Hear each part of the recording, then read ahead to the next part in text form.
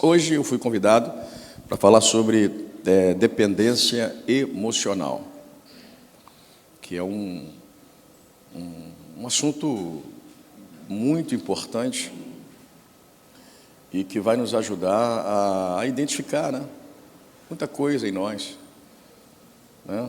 Hoje, o Conselho de Psicologia, no ano de 2003, eles fizeram uma pesquisa e descobriram que a cada 10 pessoas, 6 são dependentes emocionalmente. Olha só o percentual, a cada 10.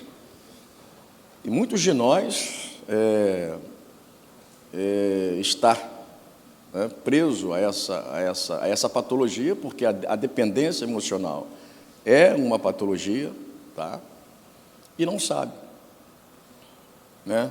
Não percebe, né?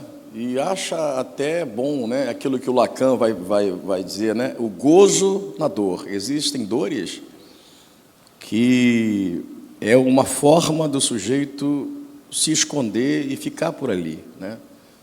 Ele tem um medo de conquistar, né? De estar diante de outras surpresas, de outras dores. Então eles acabam ficando por ali, naquela dor que ele já domina, que ele já convive, né? Porque ele, de certa forma, tem um gozo, né? De certa forma, a zona de conforto surge naquele contexto, então ele fica por ali para não ter que se deparar, né, com outras situações. Então, mas é uma patologia que a gente precisa conversar, debater, né? Eu gosto muito assim daquela palestra, quando a gente senta, bota um círculo assim, fica pedagógico, o pessoal fala também, pede a palavra, interage. Eu acho isso muito legal, né? Eu gosto muito desse tipo de palestra, porque a gente tira o foco das pessoas, do palestrante, as pessoas desenvolvem também, traz alguns conteúdos e fica muito legal. Mas eu quero deixar vocês à vontade para a gente interagir, tá bom? Vamos lá, vamos falar um pouco dessa questão da dependência emocional, né? Vamos lá, trata-se de uma necessidade intensa que uma pessoa tem em depender do outro para ser feliz e tomar as suas próprias decisões. O Freud, ele chegou num momento que ele radicalizou um pouquinho quando ele disse que todos os nossos traumas vêm da infância, né? E ele falava isso com muita ênfase. Quando questionaram ele: Freud, por que você não trata da criança na sua clínica? Aí ele questionou, ele disse: não, mas eu trato da criança assim porque todo adulto tem uma criança escondida. Foi a defesa dele, né? Ele diz: todo adulto é infantil, né? Ele é coberto de razão. Quando a gente vai estudar psicanálise, a gente descobre isso, né? Todos nós trazemos as lesões reprimidas, né, da infância, que se manifesta na fase adulta e que, diante dos gatilhos da vida, nós estamos fixados, né? Somos levados a esses momentos infantil que acaba reproduzindo muita coisa na fase adulta. E muito dessa dependência, né, dessa necessidade intensa, né, de depender do outro para ser feliz e tomar decisões, é fruto dessa fase, desses momentos da nossa infância. Vai muito do perfil desses pais, né? A gente sabe que o indivíduo, ele é formado por 3 instâncias psíquicas, chamadas id, ego e superego. E aos 5 anos de idade, quando a criança chega na realidade, existem os agentes desse agente moral, que é o superego, que são os pais, né? A partir dos 5 anos que a gente vai ter noção, né? Aos 3 anos começa essa transição, aos 3 anos de idade começa essa transição para a realidade, né? E aos 5 anos a criança já passa a ter uma noção sólida do que é certo e do que é errado. Mas isso vai depender muito dos agentes desse superego que é o papai e a mamãe. Se o pai for muito impositivo, aqueles pais que gostam muito de tolir a criança, nortear excessivamente os passos, isso vai interferir significativamente nessa questão da autoanulação, que pode nascer, pode aflorar, pode revigorar nessa fase adulta. E o sujeito acaba entendendo que ele depende do outro, para ser feliz, E cada indivíduo, ele possui a sua subjetividade. Por exemplo, isso aqui é um celular. Se eu mostrar isso aqui para vocês, todos vocês vão ver que isso aqui é um celular, Mas, dentro da sua subjetividade, dentro do seu mundo, isso aqui é um celular e mais alguma coisa. Ele pode representar uma chave de um trauma, Eu tenho uma paciente, por exemplo, que ela teve um conflito familiar porque o esposo pegou uma conversa dela, com uma outra pessoa, e aquilo gerou um conflito, separação, e foi uma perda muito grande. Então ela ficou neurótica e fóbica, O celular é um objeto que ela não pode nem olhar, que ela entra em crise, fica babando, surta,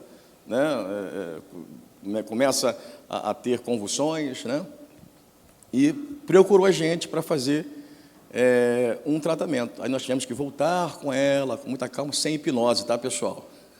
Por favor, tá? Hipnose não é psicanálise, Hipnose é uma técnica que funciona, mas não é psicanálise, É uma outra situação, É um curso à parte, é uma técnica à parte, Mas é possível você voltar com uma pessoa no trauma sem ter que hipnotizar, Sem ter que fazer transe com ela, E pode ser que ela volte trazendo mais alguma coisa. Eu, particularmente, não gosto. O Freud abandonou a hipnose exatamente por conta disso, porque ele entendeu que a hipnose era um paliativo, ela não curava. Ela ajudava o terapeuta, a agilizar o tratamento, mas ela não cura, ela não resolve, Ela enfim, ela não tira, ela não resolve o trauma do sujeito. Ela beneficia o terapeuta, Foi o que aconteceu com a Ana O, por exemplo, O Breuer tentava hipnotizar a sua paciente tinha dias que ela não conseguia voltar, então o Freud entendeu: por que você não conversa com ela? Por que você não bate um papo com ela? Deixa ela falar. Pode ser que o trauma venha na fala, através de um ato falho, através de alguma coisa. Então, o Freud conseguiu convencer ao Breuer que a fala, que a associação livre de ideias é um retorno mais sólido, e mais eficiente na questão da cura. Então, a pessoa que entende que ela precisa do outro para ser feliz é aquela pessoa que se anula, se autoanula. Ela desaparece para a vida, e existem muitas razões para isso, que nós vamos falar muito aqui ainda, E o outro, o eu, se entrega à figura do outro completamente, 100%.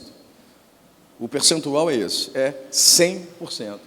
Ao desenvolver esse quadro emocional, perde-se a habilidade de manter uma relação saudável, é claro, Uma vez que você está ausente, que você não existe para você, e você fica inteiramente na mão do outro, o conflito será permanente, Porque tudo que o outro fizer em relação a você e aí aos outros vai interferir na sua vida, E não é só o marido e a mulher, não, é o pastor, é o líder, É aquela pessoa que o sujeito anulado olha como uma referência, Existem pessoas que se incomodam com tudo, Por exemplo, o pastor deu uma palavra, aquela palavra foi para mim, Aquilo ali foi para mim, ele falou para mim, O pastor, esses dias eu estava num congresso, passei perto de uma pessoa e não vi a pessoa, eu não falei com a pessoa. Porque muita gente, às vezes a gente passa, não percebe, Nosso Deus, foi um problema. Pastor, o senhor não falou com a gente, o senhor passou do nosso lado. Isso aconteceu lá atrás, pessoal. Isso não surgiu assim, da noite para o dia, né? Isso é um problema que vai se desenvolvendo durante a existência, né? E que precisa ser tratado de maneira séria. Vamos lá, vamos correr um pouquinho. Vamos lá, quais são os sintomas dessa dependência emocional? Medo de ficar sozinho. E aqui tem aquele medo de ficar sozinho no sentido do momento, né? Em casa, né? De andar sozinho na rua, né? E aquele medo de ficar sozinho na vida, né? É verdade, aquela pessoa que vai chegando. Esses dias, uma jovem com 16, não, eu estou com medo de ficar velha e não chegar o marido, não sei, minha filha, você tem 16 anos. Mas a mulher. Aí vem aquelas informações, né? Mas a mulher tem idade para ter filho. Se você tem 16 anos, já está pensando em ter filhos. Quer dizer, então assim, é um processo bem complicado, né? Que já é um sintoma de dependência emocional. Esse dia eu disse para uma paciente: ame sem precisar. Ame sem precisar. Esse dia eu estava lendo uma frase do Jô Soares, se der, depois eu vou compartilhar com vocês. Interessante, né? O próprio Jesus ensinou, né? Ama o próximo como a... Como é que é? É o reflexo, né? Tem que se conhecer, tem que se amar, né? Só tem que ter cuidado para a fagulha do narcisismo não chegar, né? Porque tem pessoa que se acha, né? E o outro, o narcisista não se acha, o narcisista tem certeza, né? Aí já é complicado, não estou nesse nível do ter certeza, não, mas é se amar, é gostar de estar sozinho, né? De sair sozinho, de ler um livro sozinho, de fazer autocrítica, né? De pegar um violão e ficar você no seu quarto, ou na sua sala, ou chegar um pouco mais cedo na igreja e passar um momento com você, enfim, se amar, né? É importante isso, né? Jesus, vamos espiritualizar um pouquinho agora aqui. Jesus, ele nunca permitiu que as pessoas ficassem dependentes dele emocionalmente. Emocionalmente, não. Como Senhor, sim. Agora, emocionalmente, não. É por isso que ele chega para a mulher sirofenícia e diz: olha, não é bom pegar o pão dos filhos e lançá-lo aos cachorrinhos, que é para poder quebrar a dependência emocional dela. As pessoas ignoram, né? Esse dia eu conversando num quadro, Jesus era meio que ignorante, quase matou a mulher. Eu falei, não, aquilo ali tem muita profundidade, aquilo ali, né? É importante aquele texto, que Jesus quebra a fagulha da dependência emocional no início da conversa.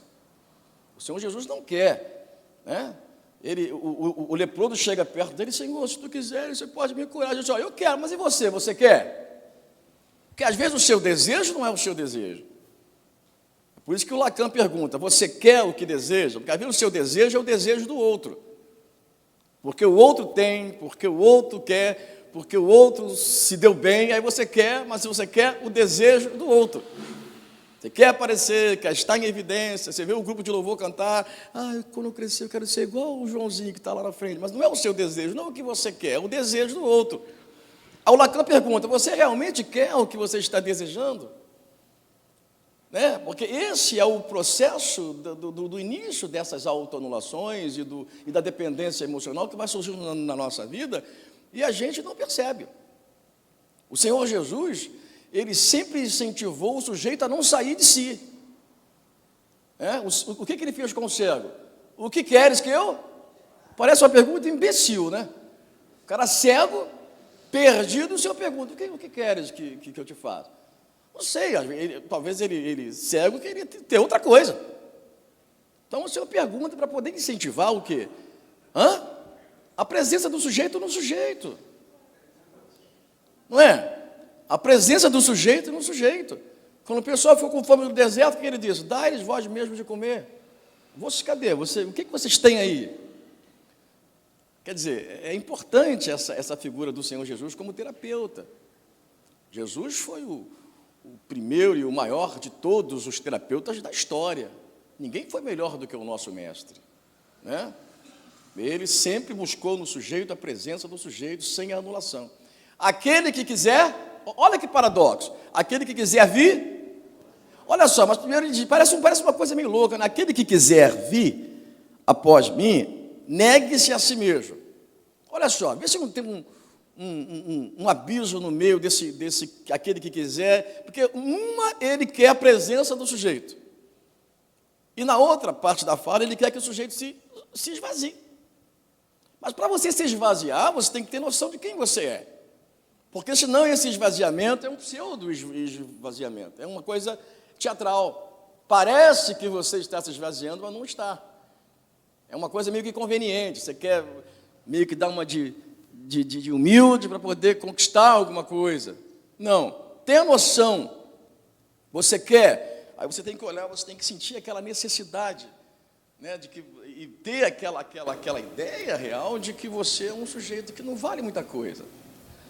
Aí então você precisa querer, não, eu preciso de um salvador, eu preciso de uma purificação, eu preciso de um jeitinho na minha vida. Tá, tem essa noção? Agora, então agora se esvazie. Então, o sujeito precisa estar sempre presente, o sujeito, para evitar essas anulações. E uma coisa da Sirofenícia, importante, que eu sempre achei, pessoal, é que ela estava satisfeita com o que ela era. Porque como Jesus disse, não é bom pegar o pão dos filhos e lançá-lo aos cachorrinhos, ela disse, tudo bem, os cachorrinhos também comem. Olha que coisa interessante. Não tem problema, eu sei isso aí que o senhor está falando. Na verdade, existe uma cultura, né? Ela sabia que, culturalmente falando, ela era inferior, aquela coisa. Não ser mulher, não, é porque ela era não era judia, né? Então, ela sabia que, socialmente, ela era inferior, mas ela estava significativamente satisfeita com quem ela era. Então, o que o outro diz sobre você, não importa. Se alguém tecer alguma crítica do que você cantou, do que você pregou, do que você falou, foi só uma opinião. Esse dia eu estava numa mesa com alguns colegas apresentando artigos, né? Aí o outro chegou, apresentou o artigo, e esse colega meu, ele estudou comigo. Então, ele sempre me perseguiu. Já viu aqueles amigos que te perseguem o tempo todo? Tudo que você escreve, te critica, e sempre me criticou. E eu, ali à mesa, ele trouxe um artigo, aí eu coloquei um artigo na internet. Eu tenho uma colunazinha lá no meu Facebook, que é chamado O Diário do Outro, que de vez em quando eu coloco ali um negócio ali. Aí ele leu, aí chegou uma mesa e ele falou assim, ô Falcão, rapaz, eu não concordo com isso que você botou aqui, não. Concordo, eu acho que você exagerou aqui, acho que não é isso aí, não, que não sei o quê. Aí está falando, estou ouvindo. Aí falou uns 5 minutos. Aí depois o outro colega foi, aí ele parou de falar, eu não falei nada. Aí depois o outro colega foi e falou, poxa, Falcão, achei legal. Aí o outro, poxa, eu também achei legal, mas com algumas ressalvas e tal.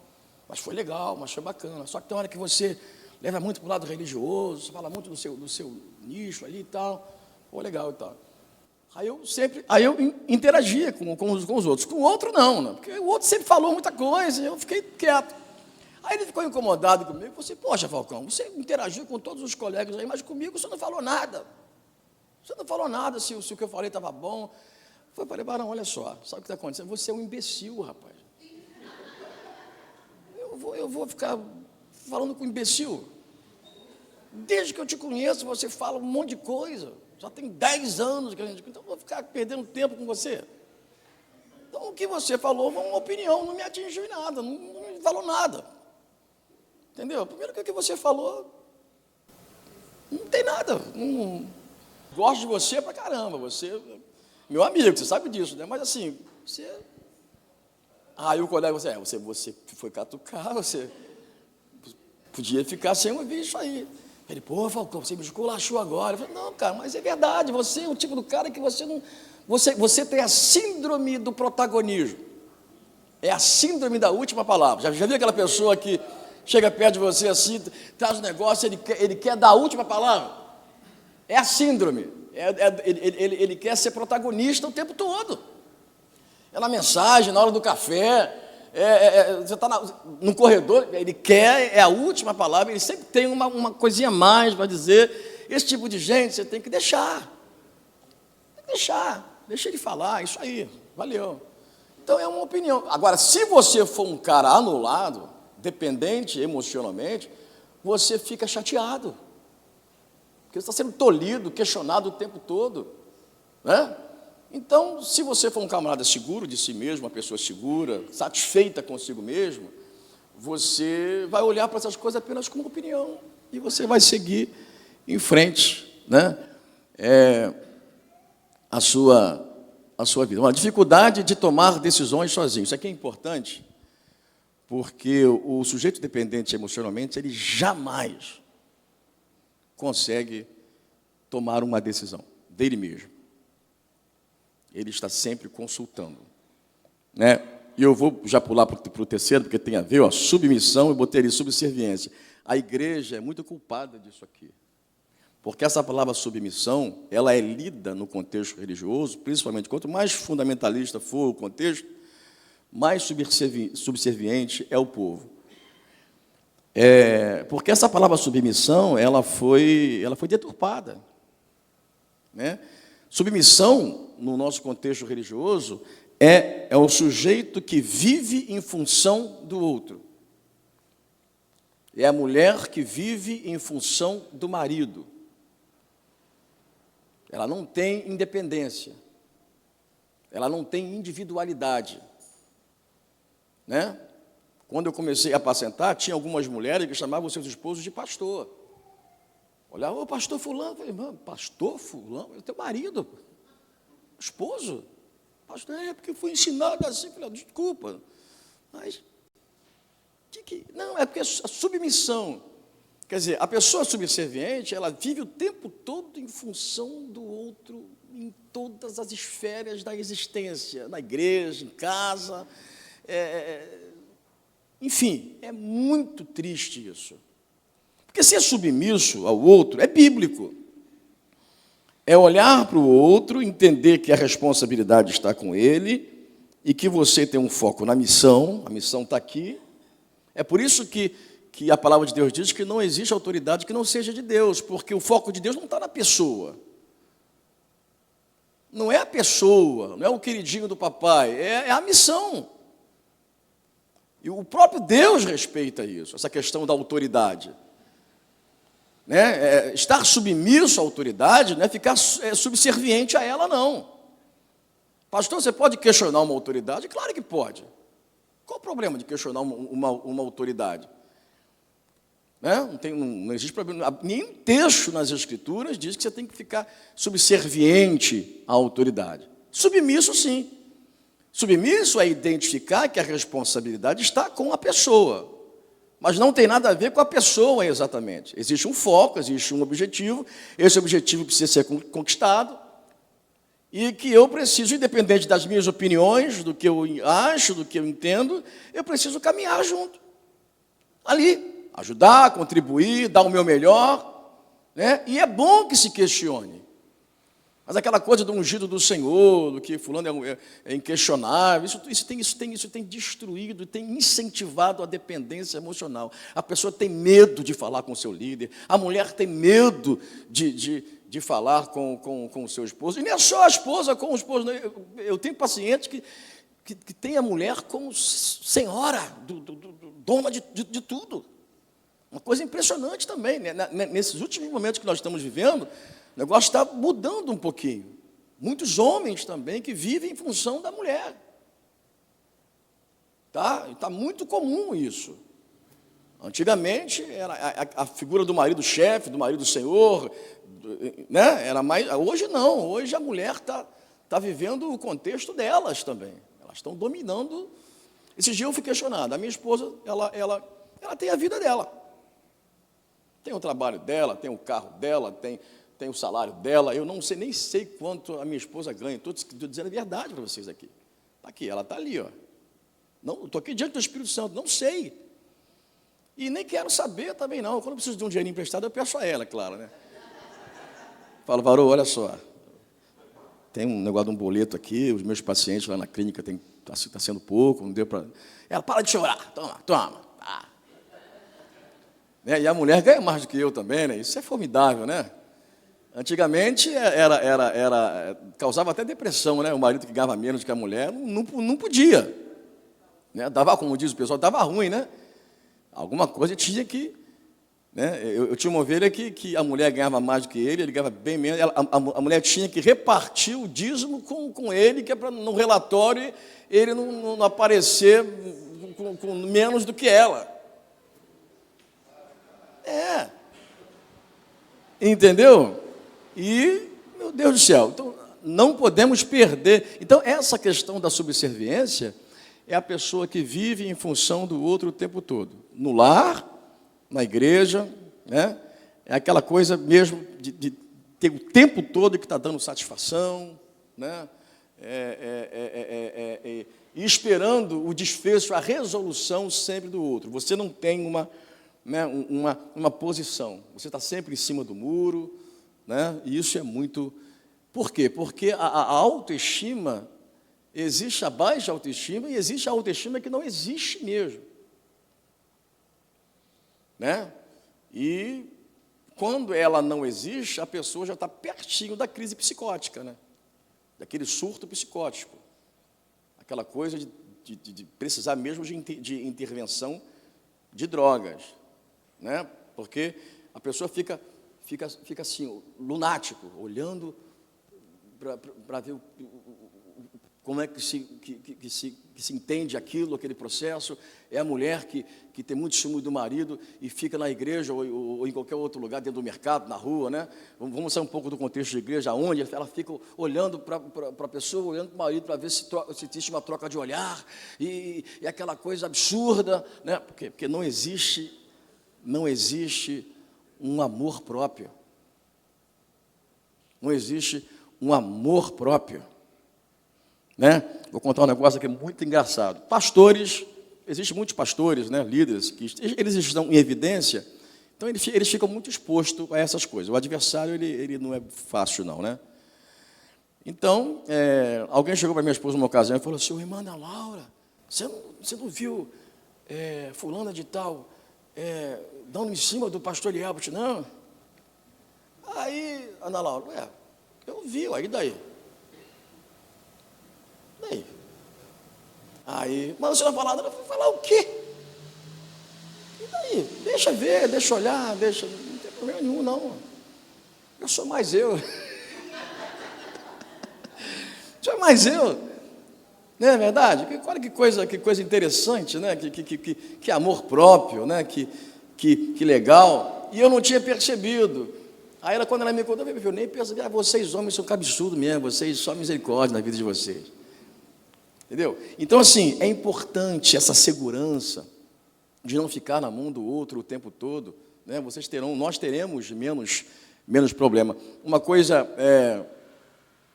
interessante que mostra baixa autoestima, e às vezes a gente acha que é uma qualidade, é a pessoa perfeccionista. Já viu aquela pessoa que gosta tudo dos mínimos detalhes, certinho? E que acha que isso é patológico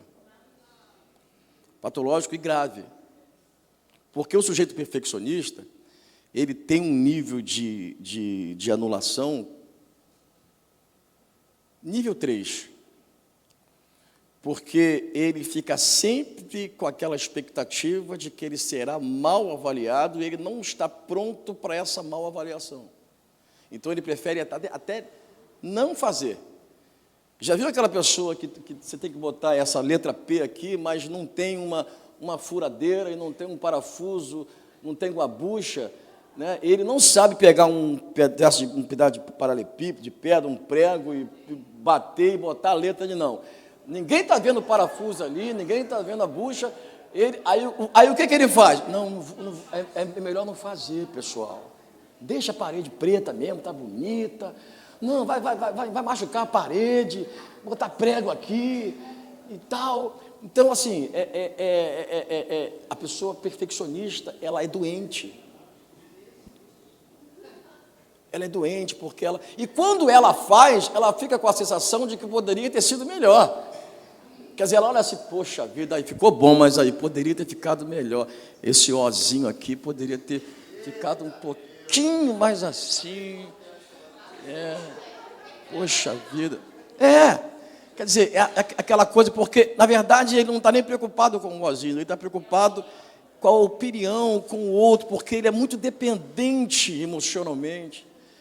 Ele precisa o tempo todo ser bem avaliado. Ele não consegue ouvir a mal avaliação em relação a ele, né? Porque ele também ele também é narcisista, porque ele também não aceita a ajuda, a participação do outro no processo.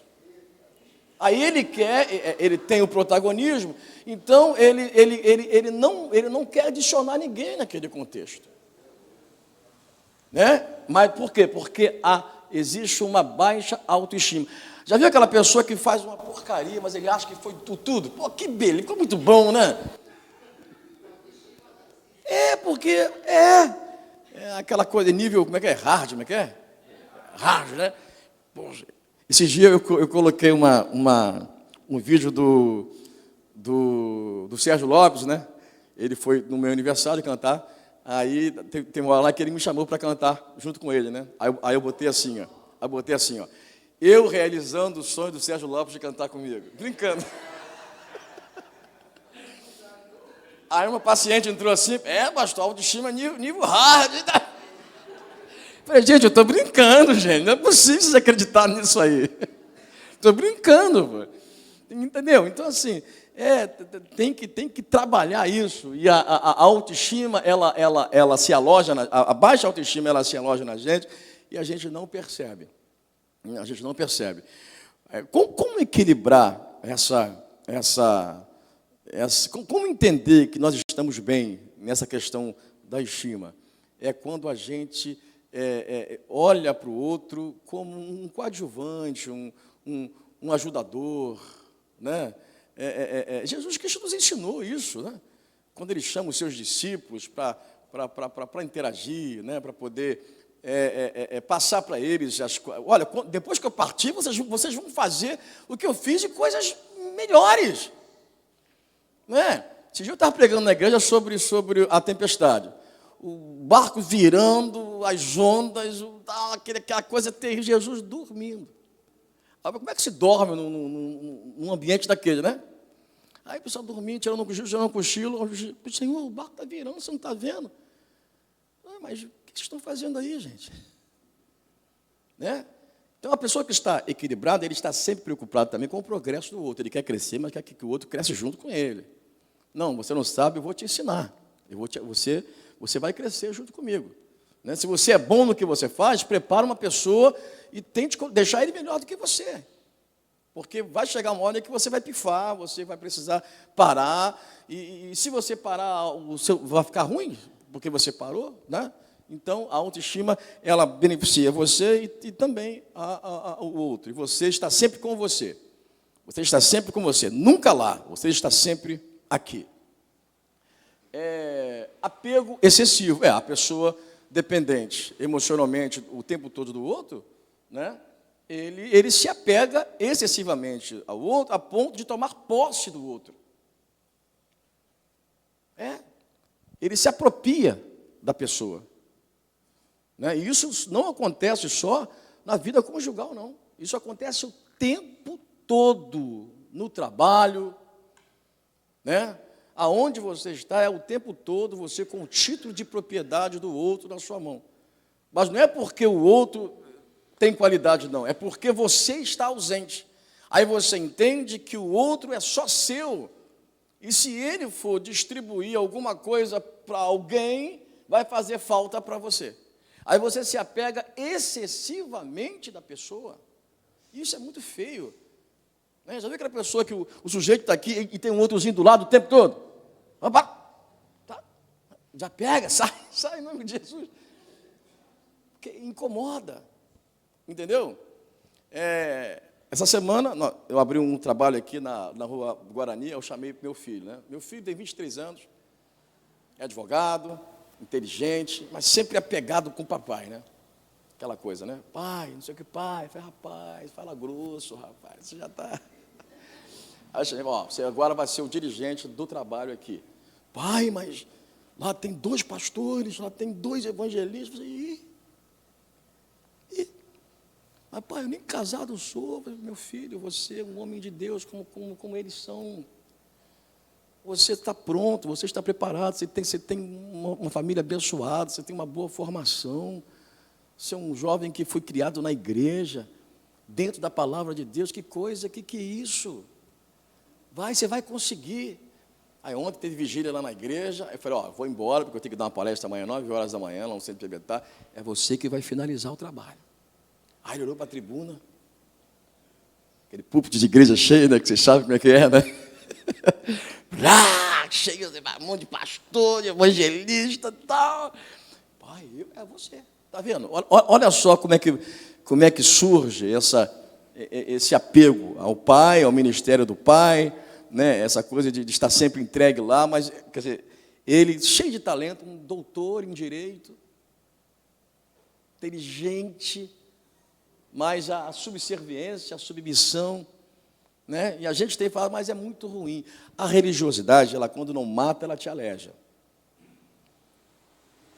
Esse é o problema. Esse dia alguém me perguntou, pastor, as pessoas falam muito de religiosidade, mas o que é religiosidade? Que até hoje eu não entendi o que é isso. Eu falei, a religiosidade é quando o evangelho se submete ao CNPJ da igreja.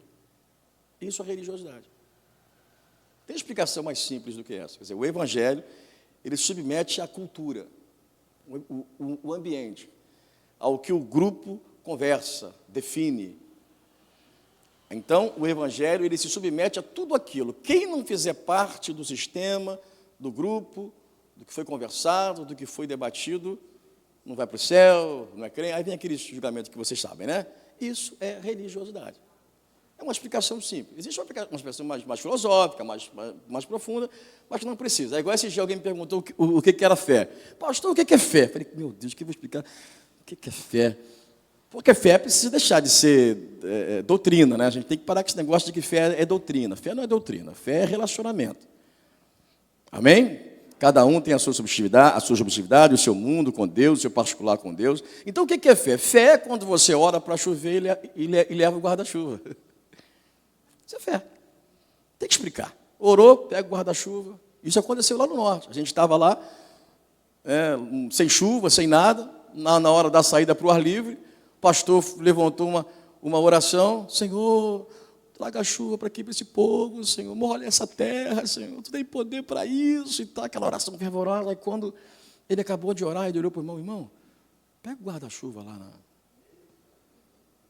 Aí o irmão, pastor, 20 anos sem chover aqui, o senhor está mandando, eu não tenho guarda-chuva aqui não. Aí o pastor, então por que você está mandando orar para chover? Então fé é isso, fé é quando você ora para chover e leva o guarda-chuva, tem que explicar. Tem gente que faz seminário para explicar a fé. Não é verdade? Então, assim, o que eu estava falando mesmo, que eu esqueci? Tá bom? Vamos lá. E dentro desse apego excessivo, é natural que você tenha um ciúme excessivo, que pode se tornar até numa violência física. Isso é muito comum, tá? Quando a mulher agride o marido, o marido agride a mulher, dentro da igreja, o membro da igreja ofende o pastor, ofende a liderança, é porque ele já está num nível tão alto de dependência, de psicologicamente destruído, emocionalmente também, que ele precisa reagir de alguma forma. Porque ele já está vendo um abismo psíquico que ele está vendo que vai entrar e não vai sair mais dali. Então, ele precisa dar o checkmate, ele precisa fazer algo forte, impactar. Aí ele parte para a agressão. Para poder, eu estou aqui, me respeita. Tal. Ele tem que dizer, olha para mim. Né?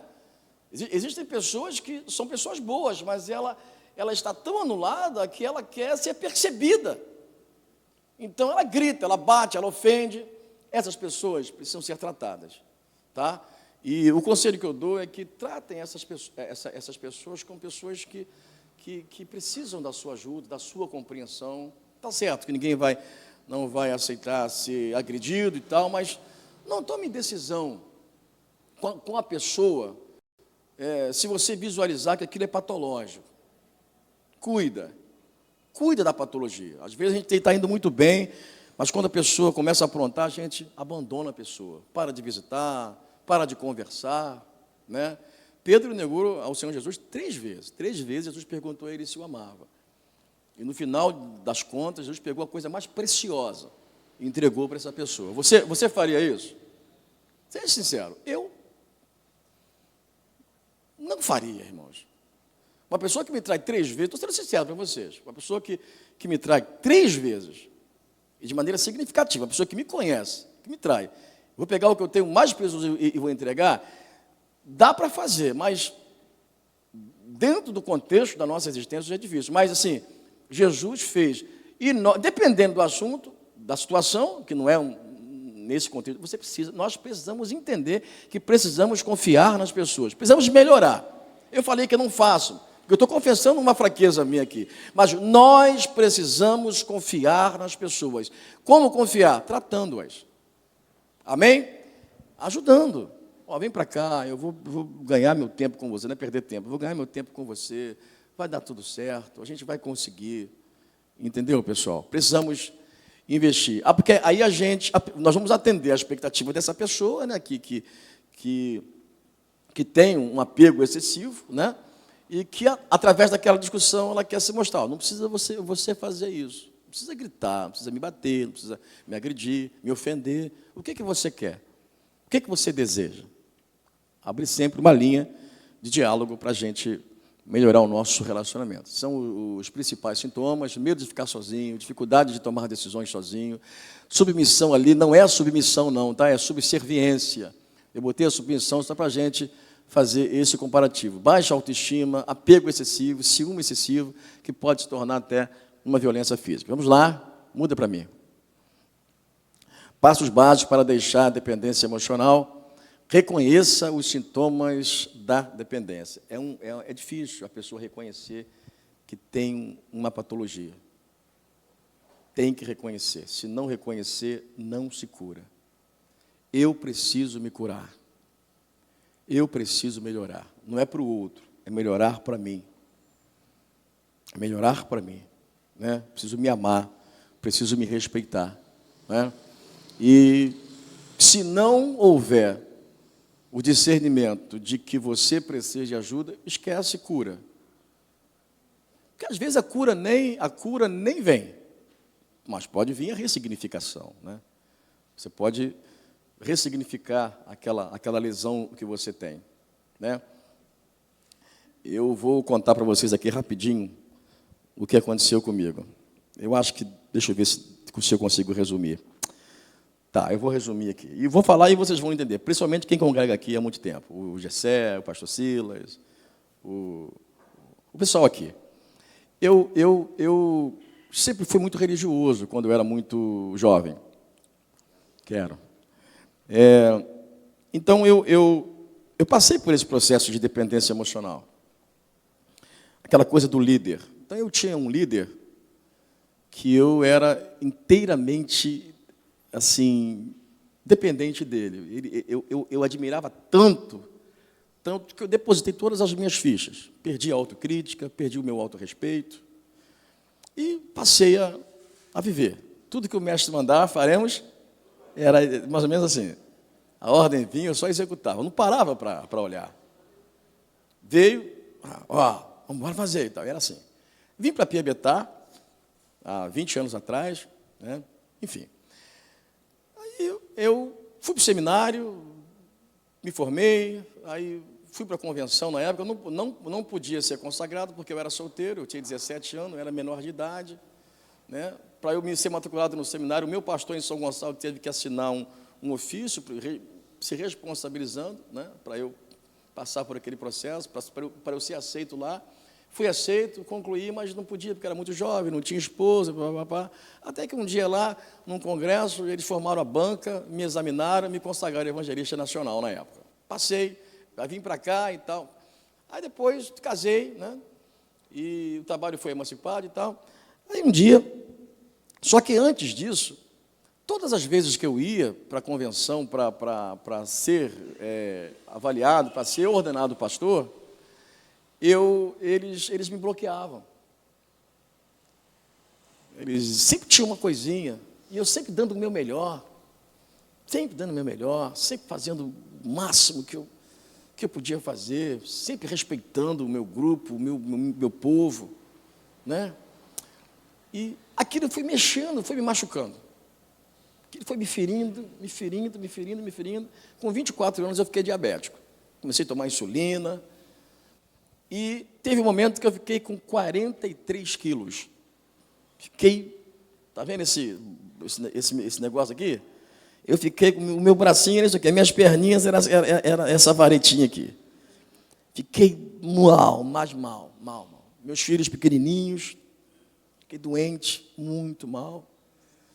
Aí, até que chegou um extremo, que fui para o Hospital Geral de Bom Sucesso e fiquei internado lá. Fui para o CTI, fiquei em estado de coma, voltei, me botaram um monte de borracha na minha boca, me furaram, me botaram do lado do avesso. Aí, um dia, o médico chegou para mim, falou assim para mim, doutor Maurício, velhinho, falou assim, Elielbert, olha só, rapaz, a gente não está conseguindo achar a razão de você estar nisso aí, não. Diabetes não faz isso aí com a pessoa, não. A gente não está conseguindo fazer com que você reaja. Eu queria propor a você uma situação. Aí eu falei assim, aí ele falou, posso? Ele disse, claro, doutor, não tem para onde ir, eu vou para onde ir? Eu estou no leito, cheio de troço aqui, claro, pode falar. Eu vou enviar para você um médico que vai conversar com você. Ele é psiquiatra, ele é psicólogo, ele é psicanalista, ele é neuro, não sei de quê, mas o homem era tudo também. Ele vai só vir aqui conversar com você, porque nós não estamos achando nada em você, que você ficar morrendo assim, definhando na cama. Garoto novo, menino novo, crente, nunca fumou, nunca bebeu, nunca ficou na noite, nunca cheirou, nunca fumou uma... Não é possível. E eu, para mim, eu estava numa boa. Mas tinha uma repressão, né, uma lesão. Ele chegou para mim e falou assim, olha, ele vai vir aqui conversar com você todo dia. Me lembra como se fosse o doutor Glauber. Chegou e começou a conversar comigo. Todo dia, às 10 horas da manhã, ele passava por lá. O jalecão dele, sentava na cabeceira da minha cama e ficava com uma planilhazinha conversando comigo. Conta a sua história para mim, Eliel. Já comecei a contar a história para ele. Eu nasci na igreja, casei virgem, né? E eu falava isso como se fosse um troféu, né? Minha primeira namorada, minha primeira esposa, contava isso como se fosse ele só. Então, aí eu falei do líder. Aí ele falou, mas você tem alguma figura, algum objeto que você admirou profundamente? Aí ele viu que eu dei uma... Porque a lesão, você mostra resistência diante do trauma, né? Aí ele viu que eu fiz uns 3 segundos, desviei o olhar e falei, tenho. Aí ele anotou aquele registro, né? E fala dessa pessoa para mim. Eu falei, pô, assim e tal, eu era tudo, dava o meu melhor. Na hora que eu fui apresentado, ele foi quem me barrou, conhecendo a minha vida, conhecendo quem eu era. Aí ele, tá, vamos parar hoje. Aí a lágrima já descendo, né? E foi a primeira vez que eu chorei naquele assunto. Porque o terapeuta, quando você senta na frente do seu terapeuta, você se transfere para ele. Você o vê como lá na 3ª ou 4ª sessão, todas as vezes que o médico chegava, eu chorava. Aí eu perguntei, por que toda vez que o senhor entra agora, eu estou chorando? Eu disse, porque você transferiu para mim a figura do seu objeto de admiração. Eu agora sou o seu objeto de admiração. Você tirou a sua libido, o seu foco de lá e concentrou em mim. Mas a gente vai quebrar isso. Eu não quero que você fique transferido para mim, só no 7 mesmo. Depois isso acaba. Eu falei, tá, beleza. Aí ele começou falando. Aí, resumindo a história, aí ele usou essa frase para mim. Ele disse, Albert, a lesão religiosa não tem cura. Aí ele me assustou. Eu falei, então eu vou morrer? Aí ele disse, não. Se você quiser, você vai morrer. Agora, se houver vida do Evangelho em você, você vai viver. Aí eu falei, o senhor conhece o Evangelho? Ele disse, porque eu tenho mais um títulozinho aí, mas é tanto título que você já viu, né? Eu estou com medo de te assustar com mais um. Eu falei, mas que título é esse? Eu sou pastor também. Eu falei, meu Deus do céu, o senhor daqui a pouquinho é a 4ª pessoa. Pai, Filho, Espírito Santo e o Senhor. Porque, o que o senhor não é? Aí você é engraçadinho, né? Eu falei, porque eu sou tudo.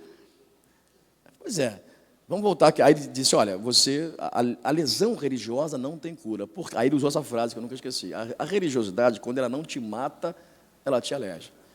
Mas existe um processo que você pode ressignificar isso. O que esse líder fez com você, você só vai conseguir viver isso e sobreviver quando você usar isso em seu favor. O que você é, aonde você trabalha como líder? Eu falei, eu sou dirigente de um grupo pequenininho. Eles confiam em você? Eu disse, eu acho que sim, né? Pois é, então você vai liderá-los e você vai trabalhar com eles, você vai fazer com eles, né, o que você desejou que seria feito com você e não foi. Você vai se curar curando pessoas, ajudando pessoas. Procure melhorar, leia, se liberte, leia, Albert, leia tudo, se aprofunde, saia dessa bolha, dessa caixinha, saia disso aí, senão você vai morrer. E depois que você conseguir as suas ferramentas, o seu conteúdo, compartilhe e cure pessoas. Assim eu fiz. Aí a minha esposa chegou lá um dia, eu lá toda. Aí ela chegou assim para mim, Albert, olha só, eu tenho 2 filhos seus, um está engateando, o outro. Se você morrer, eu vou te matar. Falei, mas aí dá no mesmo, meu filho. Não, você sai daí. Você sai daí. Falei, não, mas olha, não quero saber, levanta dessa cama. Aleluia. Ela falou, levanta dessa cama, sai daí, para de frescura. Eu falei, minha filha, mas não é frescura não, ele sai daí. Hoje eu não vim te visitar, hoje eu vim dizer para você, sai desse hospital, já tinha 3 meses lá. Sai daí. Aí ela foi, tchau, hein. Falei, minha filha, mas não acabou a visita não. Eu não quero ficar aqui não. Aí eu olhei para ela assim, Jesus. Pronto, irmãos. Ela saiu, eu falei, rapaz, vou ter que dar um jeito de sair daqui agora. Agora como é que eu vou sair? Aí eu já comecei a fazer a leitura de que eu também já estava bom. Não, eu estou bom, eu só estou magrinho aqui, mas é só melhorar e tal. Tive alta, saí de lá. Me deram uma alta, disse, você é diabético, mas diabetes não mata ninguém assim não. Vai embora e vai viver. Saí. Vim para cá e comecei a seguir aqueles conselhos. Né? Se desliga da pessoa, deixa essa pessoa para lá, deixa ela viver a vida, ela vai viver a sua vida. Ficar vivendo em função do outro o tempo todo, essa admiração exagerada, essa admiração exacerbada que a gente tem pelo outro, a pessoa pega uma mensagem linda, aquilo parece que foi uma coisa assim, que vai ficar para sempre, aí você pode fazer a mesma coisa, deve ver outro que vai fazer melhor, e vive, vamos andar em novidade de vida, é isso, é fruto de uma nova safra. Cada dia vai ser melhor, não é? Não tem que ficar preso a um contexto, a uma fala, uma frase de efeito. Nossa, que coisa maravilhosa, que culto foi esse? Lembra daquele culto que aconteceu em 2016? Lembra daquele culto que o pastor Gessé pregou, que o pastor Ciro Alencar pregou? Rapaz, que conhecimento, já passaram 5 anos, um monte de gente já pregou, até com mais profundidade, mas a gente fica fixado, lesionado, isso é lesão, isso é patologia, a gente precisa se livrar dessas coisas. Me libertei, quebrei. comecei, cresci, fui eleito presidente da convenção. Olha só, quem diria, um sujeito mequetrefe, todo quebrado, fui eleito presidente da convenção. E o garoto sem experiência, o que mede espiritualidade, porque ser maduro é ser velho. Essa coisa, esse contexto é ser maduro é ser velho. Aí o jovem de 18 anos, ele é sempre subserviente ao senhor de 70, porque ele tem mais experiência. Não, a pessoa que tem mais experiência tem que ser respeitado. Ele tem que ser ouvido. Mas isso não significa que que a sua história está bloqueada. Por isso que Paulo chega para Timóteo e fala, desperta o dom que é em ti, garoto. Por que essa timidez que você está tendo aí? Você esqueceu da sua criação que você teve com a tua avó, com a tua mãe, você tem um monte de coisa, está tudo reprimido, tudo guardado aí. Para com isso, e aí, que tem um monte de presbítero aí? Ele era tolhido, por causa daqueles presbíteros que tinha na igreja, que, você é um garoto, hein? Menininho. Não, desperta o dom, quente. Para de ficar dependente o tempo todo. Né? E o apóstolo Paulo não perdia tempo com essas coisas, com conversa que não tinha proveito. Né? Ele, por exemplo, ele era contra a circuncisão. Quem já leu isso aqui? Ele era um judeu que ele achava que circuncisão depois da cruz de Cristo era uma bobagem. Por isso que ele foi chamado de apóstolo da circuncisão. Aí chegou um momento que ele precisou levar Timóteo para um lugar que só tinha judeu. E lá a circuncisão era uma coisa muito importante. O que Paulo fez? Paulo abriu um seminário para explicar que a circuncisão nada era. Tem gente que perde tempo se justificando, tudo dependente emocionalmente do outro, preocupado com o outro o tempo todo. Com a plateia, o que vão dizer, o que vão falar. Né? Paulo chamou Timóteo e falou assim, olha só, Timóteo, aquele grupo para onde você vai, eles são judeus ortodoxos, os caras são circuncisão, poesia e tudo. Para nós não é nada. Então, eu vou circuncidar você e vai acabar o problema. Pegou o garoto lá, levou numa salinha lá e... Pronto, agora vai. Sabe por que Paulo fez isso? Porque ele ensinou ele a perder mais tempo defendendo tese do que pregando o evangelho, gente. Olha só como é que a liberdade dessa coisa emocional é importante para a gente. Isso é importante para o outro, respeita também o outro. Não vai ficar também... né? Respeito é importante para você, tá bom, para mim não é nada. Então, se não é nada para mim, então se for, isso não for. Então... Porque às vezes a gente fala que não é nada, mas é, né? Porque você não cede, né? Então é. Se não é, então... Né, Bajocilo? Foi lá, cortou lá o prepúcio do menino, falou, agora vai, prega o evangelho, meu filho. Mas, levanta a cabeça. Né? E ele foi, e foi bom. Vamos correr um pouquinho agora, que pouco tempo, vamos lá. Então, aqui, mantenha ou recupere o seu espaço individual. Então, isso aqui é importante porque quando a gente está entregue 100% para o outro, a gente perde a percepção do nosso espaço. Quer dizer, você não tem espaço. É tudo do outro. Você vai por conta do outro. Hoje eu tenho que ir para a igreja porque eu fui convocado para estar lá, até um ensaio do grupo, que o pastor chamou, porque... Enfim, mas e aí? O que você tem a ver com o que você vai fazer? Qual é a sua noção em relação a isso? Né? O que você acha do que você está fazendo? É importante que você diga o tempo todo qual é o seu conceito, né, na música, no seu trabalho. Isso aqui é para isso, é por conta disso. Você tem que ter sempre uma palavra a mais. Não é o protagonismo, não. É quando precisa falar, fale. Não é falar sem necessidade. É por isso que Salomão diz que falar sem ouvir é estultícia. Porque tem gente que quer falar sem ter razão para falar. Aí fica falando bobagem, né? Então, fale, né, mas com a sua noção, com o seu conceito individual. Valorize outras pessoas sem as idolatrar. A gente gosta, principalmente crente gosta de idolatrar. E às vezes aquele exagero que só está no inconsciente. Conscientemente você nem acredita nisso que você está falando. Às vezes você coloca a pessoa num patamar que é uma projeção, na verdade. Porque o eu tem um sistema de defesa, assim, ele é desconfortável, o eu é desconfortável com uma situação aqui, como ele não sabe conviver com isso, ele joga para o outro. E existe um outro sistema de defesa chamado formação reativa. O que é formação reativa? É quando você fala uma coisa e quer dizer outra. Às vezes o cara chega, você enche a bola do pastor, o pastor Gessé, rapaz, é uma bênção mãe de Deus, mas que nada.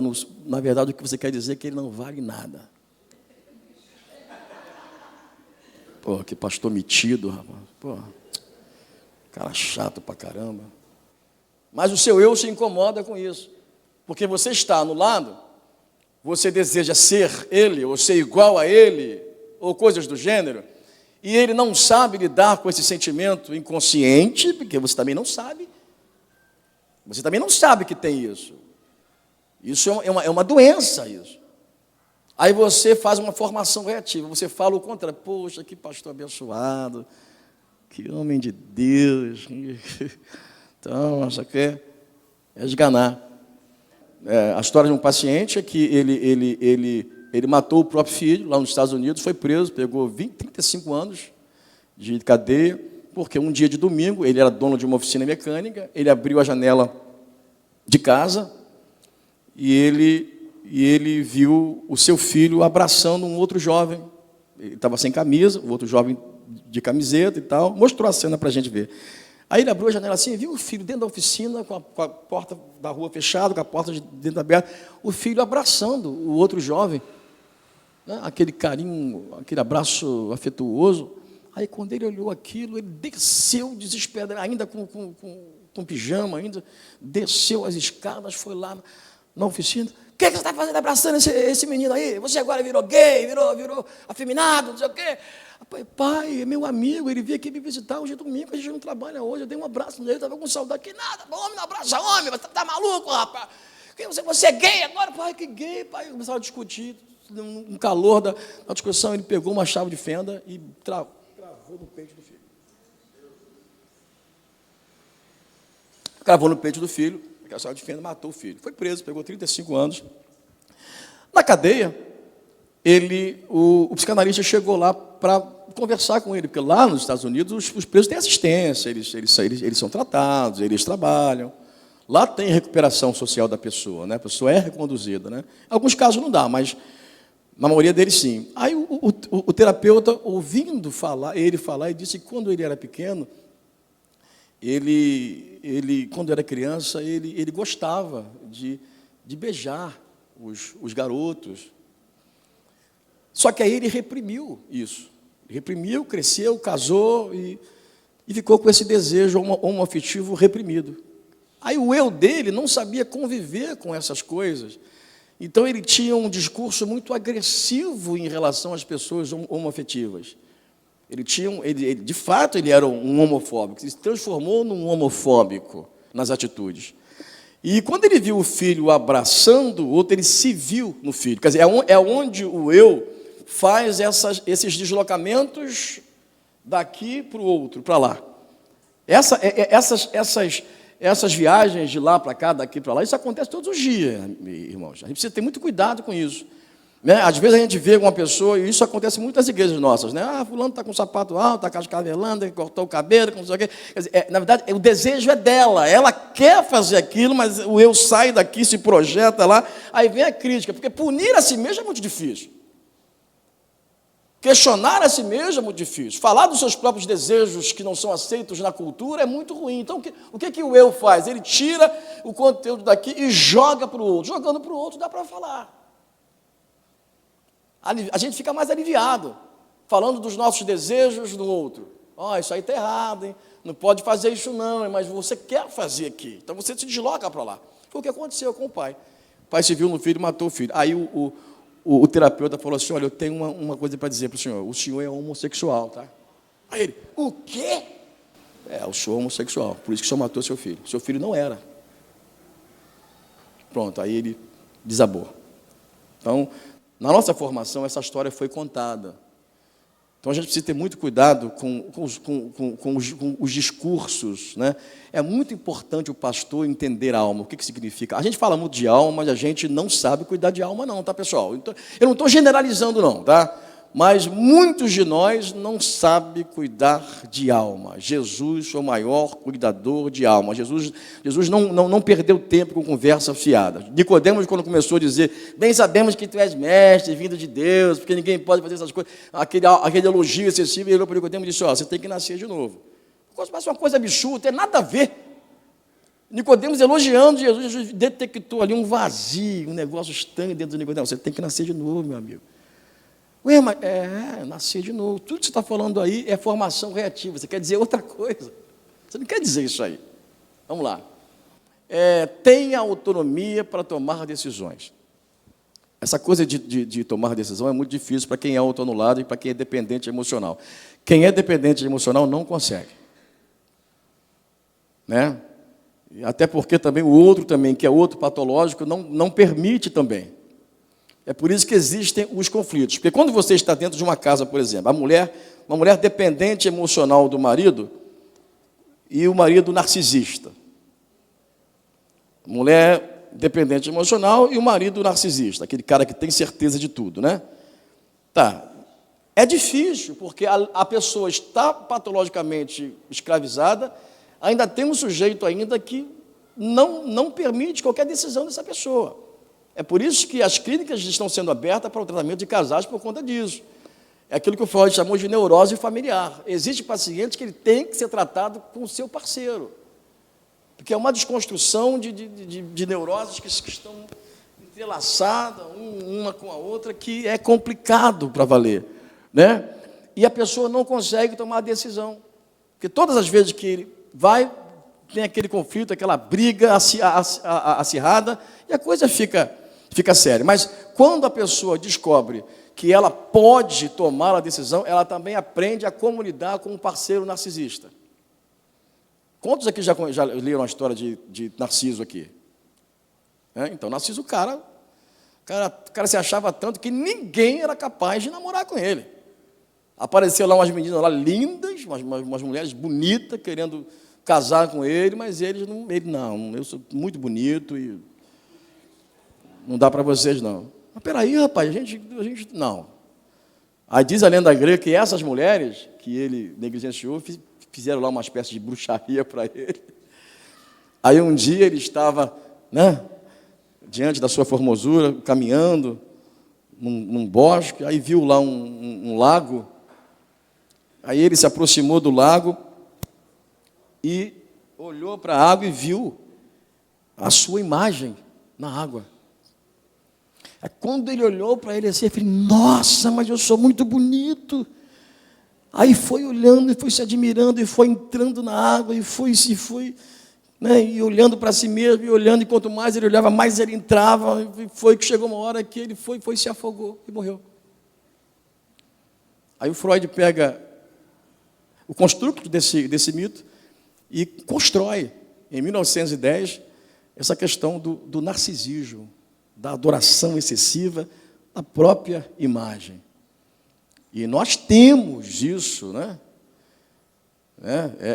É importante, porque o que é patológico do narcisismo? É quando você todos os excessos são patológicos, né? Quando você se acha demais, é patológico, e quando você se acha de menos, não se acha, mas excessivamente, não, tem que ter aquele equilíbrio. Eu sou o que sou, essa imagem que eu tenho de mim é essa aqui que eu vivo, né?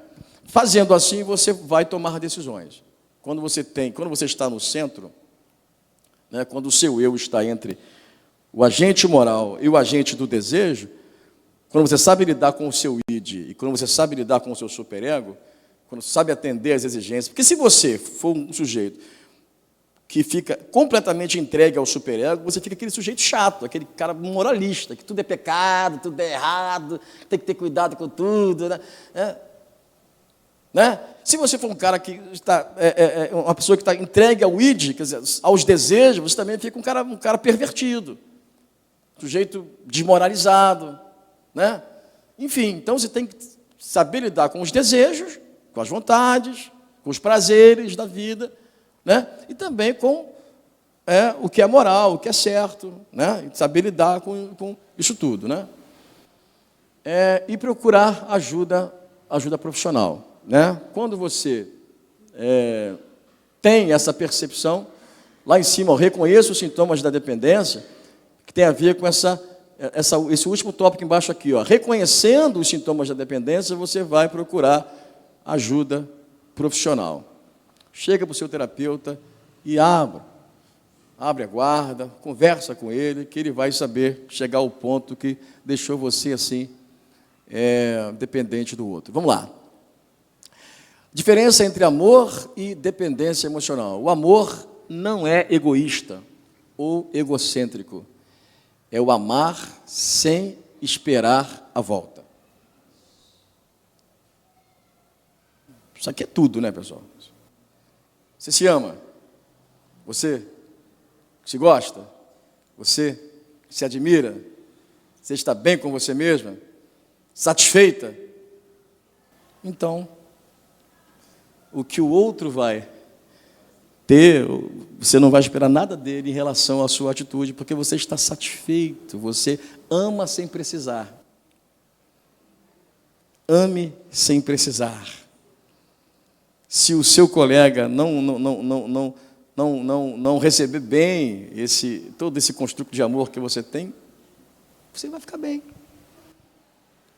O Jô Soares, ele fez ele trouxe uma... O Jô Soares, para mim, é uma das pessoas mais inteligentes desse país. Eu acho que vocês já viram, mas eu vou ler de novo para vocês, porque é isso aqui. Ó.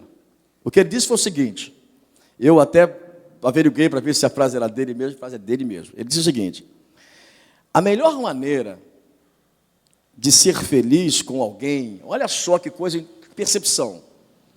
Esse alguém aqui não é só o marido e a mulher, não, é o objeto de admiração. Amém? Ser feliz com o outro, com a periferia.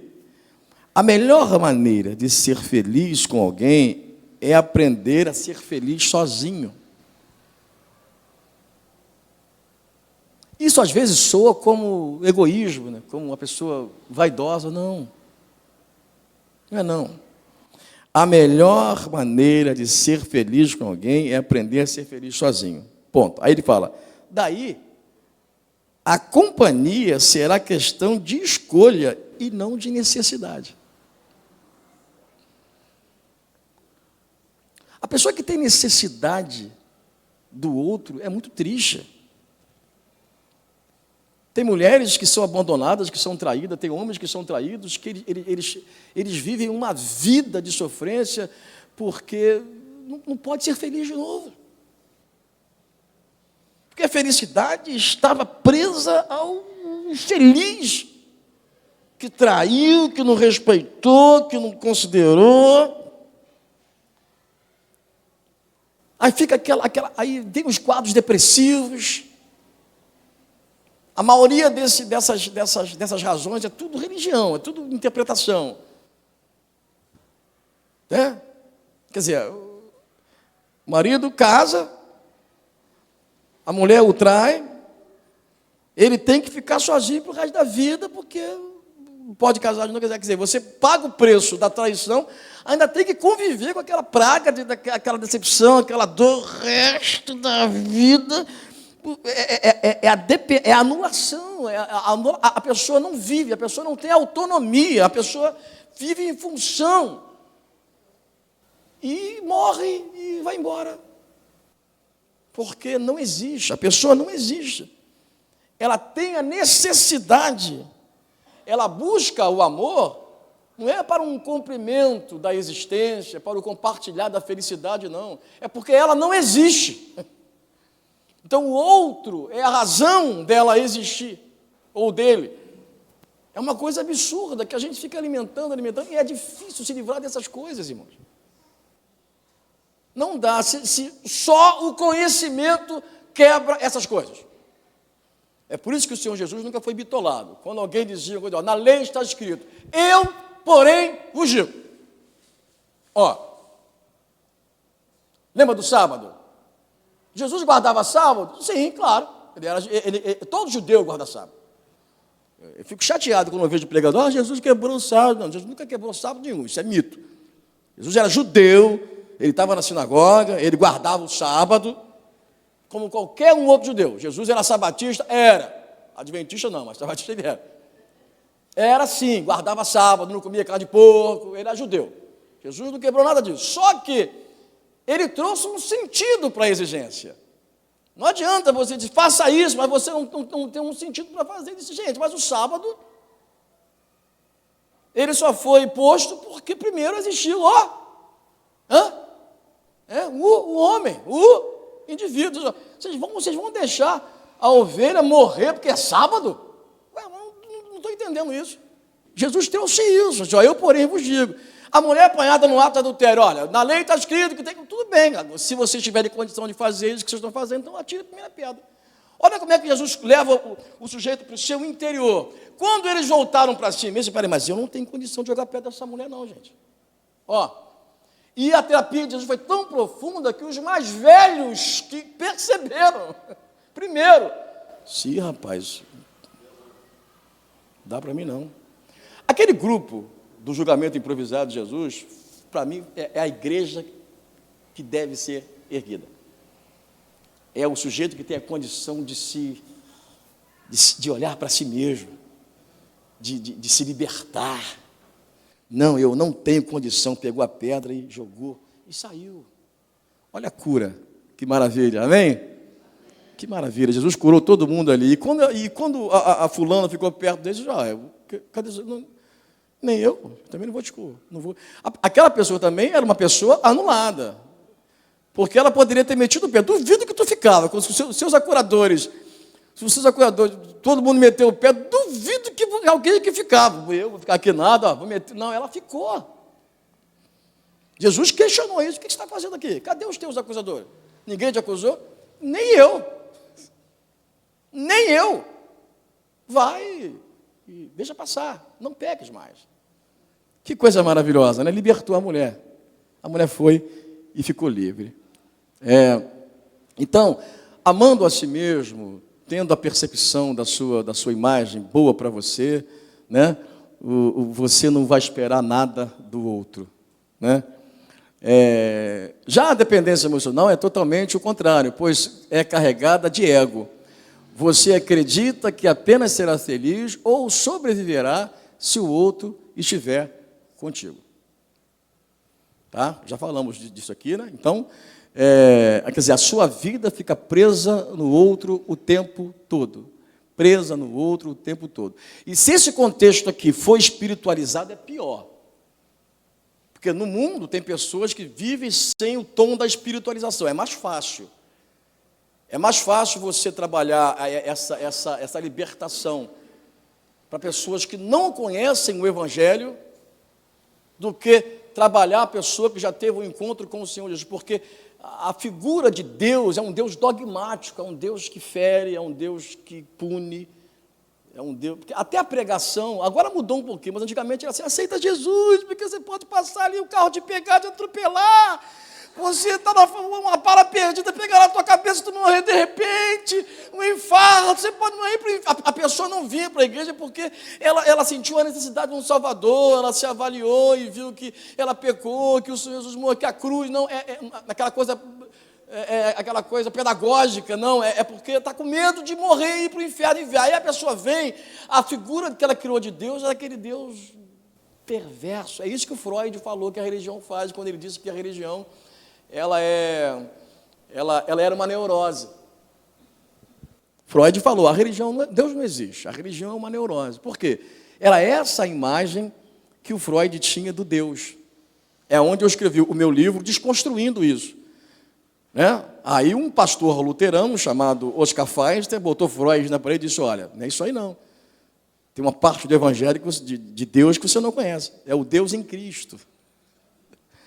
Esse Deus dogmático da lei, que mata, né, e que foi reproduzido por muitos dos oradores, né, e que você construiu, Deus não é isso aí não. Existe um Deus que se humanizou e que apareceu na figura de Jesus Cristo, que você precisa conhecer. Como você é judeu, o Messias não existiu nem para o judeu crente, vai existir para você. Então eu vou te mostrar para você que não é nada disso. Aí o Feister botou o Freud, foi onde o Freud botou a violazinha dele no saco. Vamos lá. Como saber se sou dependente emocionalmente? Você sente necessidade de consultar o seu parceiro em tudo que faz. Isso aqui é verdade ou não é, pessoal? Eu conheço pessoas, eu conheço mulheres que só vão para a igreja se o marido for. Está no shopping, olha um vestido bonito, e ela olha, que coisa linda. Vou ligar para ver se meu marido vai gostar. Ai. Mentira. Oi, amor, gostou? Aí, dependendo da resposta do marido, ela não compra.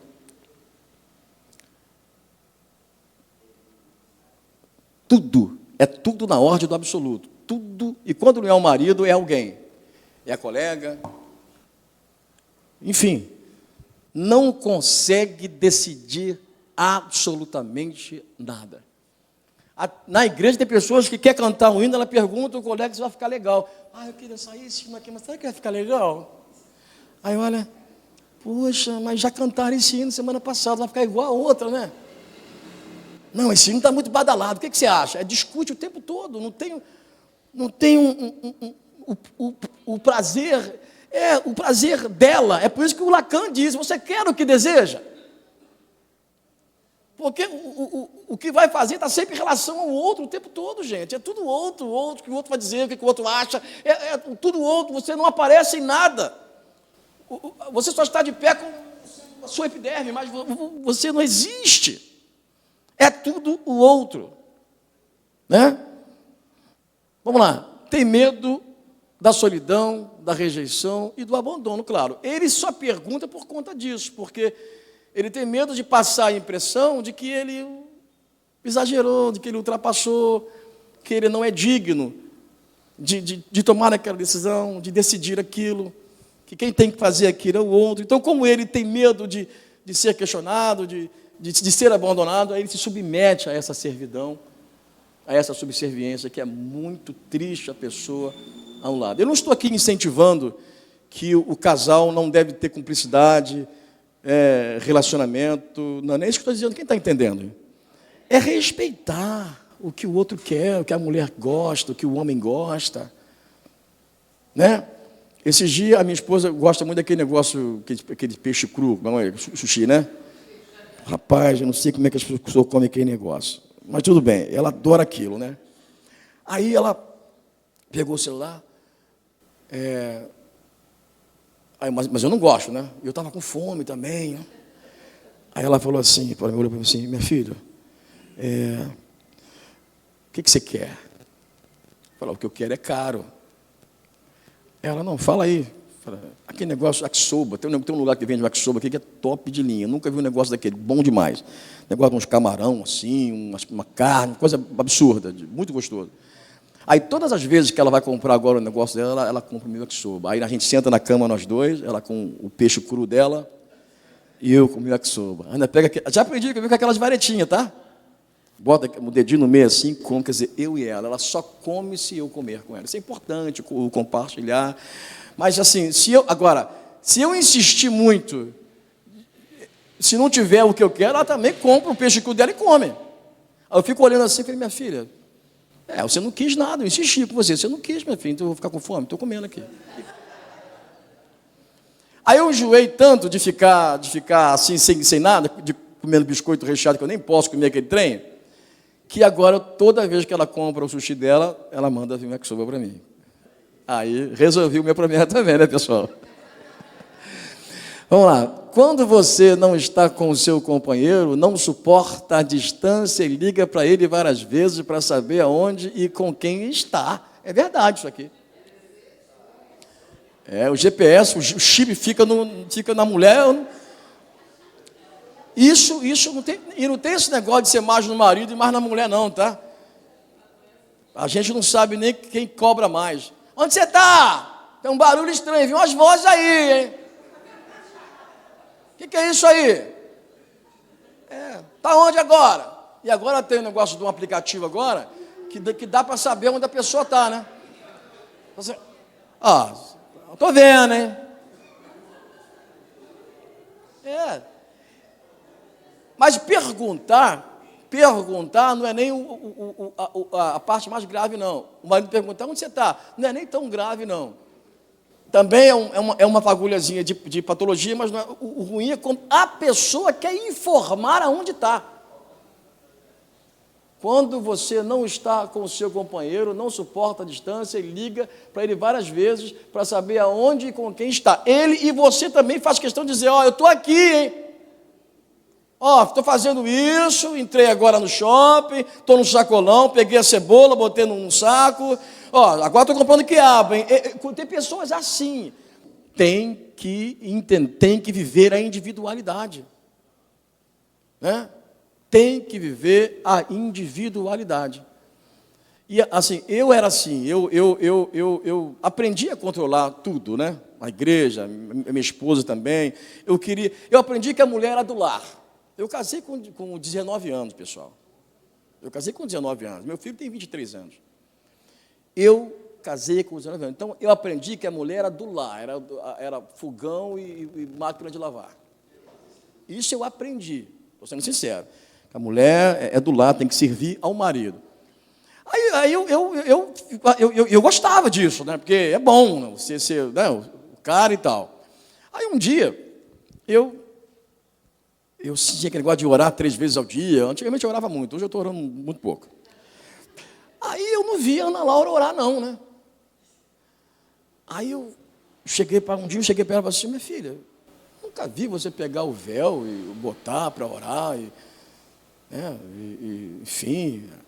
Aí ela olhou para minha cara e falou assim: meu filho, quem falou com você que eu tenho que orar para você ver? Aí eu olhei para ela assim, mas foi a primeira bordoada que ela me deu, assim, no casamento, assim, sabe? Aí eu falei: o que você está falando? Eu falei: minha filha, onde é que está escrito que eu tenho que orar para você ver, meu filho? Isso aí, o que você está falando não tem nada a ver. Não fica reproduzindo essas coisas, não. Não transforma a nossa família nesse mundo aí, não. Aí ela foi, quer dizer, eu, teólogo, né? Formado, pastor dela. Aí ela falou assim: você já leu na Bíblia aquela passagem? Quando você orar, tranque a porta do seu quarto. Aí eu fiquei olhando para ela: você está pregando? Você está fazendo um discurso para mim, minha filha? Ela disse: eu queria evitar, né? Mas você, tranque a porta do quarto, que o Senhor que vê em oculto, quer dizer, é eu e o Senhor. Quando você sai para trabalhar, eu estou falando com meu Deus, eu e Deus. Tem que orar para você ver, não é? Então, eu não gosto de orar para ninguém ver também, não. Então, eu não posso mostrar para você que estou orando. Eu tenho que orar para Deus, para mostrar para você, não. Você é meu pastor, meu marido, mas, pode parar com isso. Individualidade, isso é muito bom. Eu tenho o meu mundo também, compartilho contigo, mas eu sou eu e você é você. Vamos lá?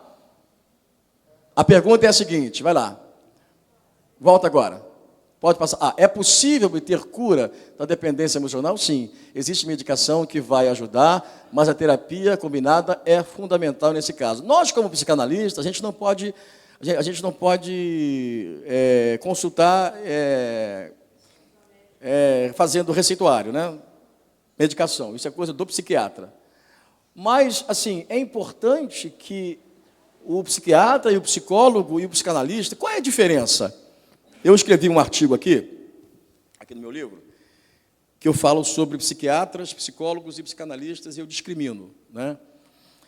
O que acontece? O psicólogo é aquele que trabalha na parte consciente, é a parte do comportamento. Quer dizer, o paciente está à frente dele e ele norteia o paciente. O psicólogo não acredita no paciente. O psicólogo, ele entende que ele é um mentor, ele precisa guiar o paciente. O psicólogo está atrás do paciente. Aqui está o psicólogo, aqui está o paciente. Então, ele está atrás e diz: olha, você está saindo da estrada, em volta. Aí ele volta. Tem que fazer isso. Aí ele faz. Quer dizer, ele guia, ele mostra o caminho, mostra o atalho, mostra o que fazer. Ele muda o comportamento, ele interfere no comportamento. É consciente. O psicólogo é o especialista da parte consciente do paciente. O psicanalista, ele não está atrás. O psicanalista é diferente, está na frente. Ele vai e quer que o paciente vá atrás dele, no sentido de ir, mas a decisão é do paciente. Ou seja, o milagre está dentro do sujeito, em algum lugar. O que o analista tem, uma lanterna, ele fica de fora, clareando o chão, o espaço, para que a chave seja encontrada pelo sujeito. É ele que tem que pegar a chave e ele que tem que abrir a porta. Então, tudo está na mão do sujeito. Nós somos apenas um facilitador. É por isso que a gente não pode diagnosticar, a gente não pode receitar, a gente não pode aconselhar. Esse dia eu fiz uma pergunta para um paciente, ele perdeu o chão dele. Ele me trouxe um monte de coisa. Porque o pessoal faz isso comigo, não aguento mais, meu marido, ninguém gosta de mim, e que não sei o que eu estou escutando. Já há quase 30 anos vivendo esse negócio todo, e eu não aguento mais isso. E tal. Aí depois que ela falou, eu falei aqui, qual é a responsabilidade que você tem nessa sua dor? Ela, como é? Qual é a responsabilidade que a senhora tem nessa dor que a senhora está sentindo? Você precisa passar por isso? Ele diz, mas como é que eu vou sair disso? Eu falei, eu também estou querendo saber. Foi a pergunta que eu te fiz. E aí, o que você tem feito? Mas como é que eu vou falar? Não tem ninguém. Mas você está vendo esse monstro todo na sua frente? Esse monstro existe, é você que está vendo? Quer dizer, é a associação livre de ideias. Quer dizer, o segredo da cura está com o paciente. Lembra do que o médico falou comigo lá? Ele, use essa dor em seu favor. Aí, quando eu fui presidente da convenção, sabe o que eu faço agora? Todas as vezes que chega um líder para eu consagrar, para eu reconhecer o ministério, e eu perco um tempo com ele na minha sala. Eu entro, senta aqui, vamos, senta aí. Conta para mim o que você está falando. Aí ele vai, eu estou fazendo assim. Aí eu me vejo, né? Eu estou batizando, eu sou professor de escola dominical, eu estou há tanto tempo no ponto de pregação, e que não sei o quê, e eu estou notando tudinho. Depois que ele fala o seguinte, eu falei, conta comigo, meu irmão. É esse o relatório que você tem? Conta comigo.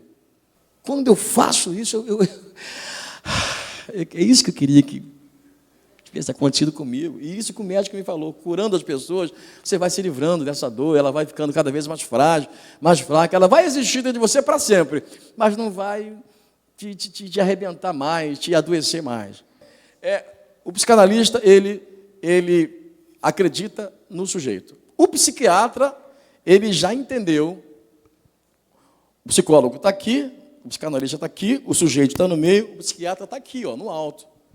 Ele já entendeu que aquele sujeito, ele não pode nem receber ajuda aqui e nem aqui. Tem que ser uma ajuda de intervenção. Aí ele receita droga, aí ele vai e paralisa mesmo, faz a intervenção para poder paralisar o sujeito. Quando esses três profissionais trabalham em conjunto, a gente vai muito mais longe. Entendeu? Existe psicanalista que fica falando mal do psiquiatra. Para com esse negócio de remédio. Não faz isso não. Respeita o psiquiatra, respeita o psicólogo. Se diga, não estou me dando bem com a minha psicóloga, posso ficar só com o senhor? Não. O psicólogo é importante. Você vai sair daqui, você vai precisar que alguém também mostre para você alguma coisa. Mas não se contente com isso. Lute dentro de você para você buscar a sua cura. Tá beleza? Então é assim. Então aqui eu explico tudinho, nos mínimos detalhes. Esse livro, já estou encerrando agora, tá? Esse livro, na verdade, ele não foi um conteúdo que foi criado para ser um livro. Quando eu terminei o meu curso, eu fiz o meu TCC, né, e enviei o meu TCC para o curso. Quando chegou lá, a minha turma tinha 304 pessoas.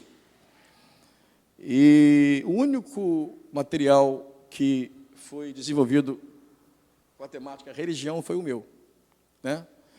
Aí os mentores falaram assim, olha, eu achei o seu conteúdo muito interessante e você foi muito corajoso, né? Trazer a religião para o conceito da psicanálise, uma vez que Freud era um ateu, né? Então, ele é uma tese monográfica, é um trabalho de conclusão de curso, que virou livro, né? Fui orientado, fui incentivado pelos meus colegas a transformar o meu TCC num livro. Então, por isso que você vai ler, o livro vai dar a impressão que vocês vão estar lendo um artigo, não é uma tese de cunho analítico do autor, é uma história, eu faço um comentário crítico dentro do embate entre Freud e o Feister, né, trazendo para o público, desmistificando a questão do ateísmo do Freud. Na minha concepção, na minha visão, o ateísmo do Freud era uma estratégia para que ele pudesse proteger a psicanálise da religião e proteger a psicanálise da medicina. Freud deixou a psicanálise livre. Por que hoje você pode ser um psicanalista sem ser médico?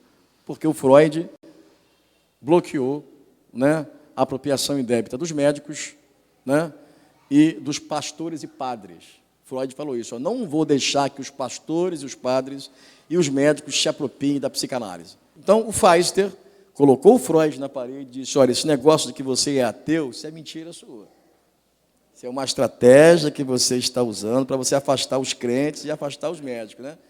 Então, Freud fez uma meia-culpa, recebeu o Feistel, e depois que você ler o livro, você vai entender que é possível sim, tá? Você abrir a igreja para o tratamento com psicanálise. Eu quero agradecer ao pastor Gessé, quero agradecer ao pastor Silas e a Isabel pela oportunidade que vocês me deram de estar aqui com vocês, tá bom? Muito obrigado. Passei aí 7 minutinhos do horário, peço desculpa a vocês, perdão, tá bom? Muito obrigado mesmo. Muito obrigado, pastor. Vamos aplaudir o Senhor, queridos. Bênção demais da conta. Bênção, bênção, bênção. Agradecer aqui, pastor, né, sua esposa, e vieram aqui nos servir com esse conteúdo maravilhoso, esse tempo de bênção, né? Tempo de bênção.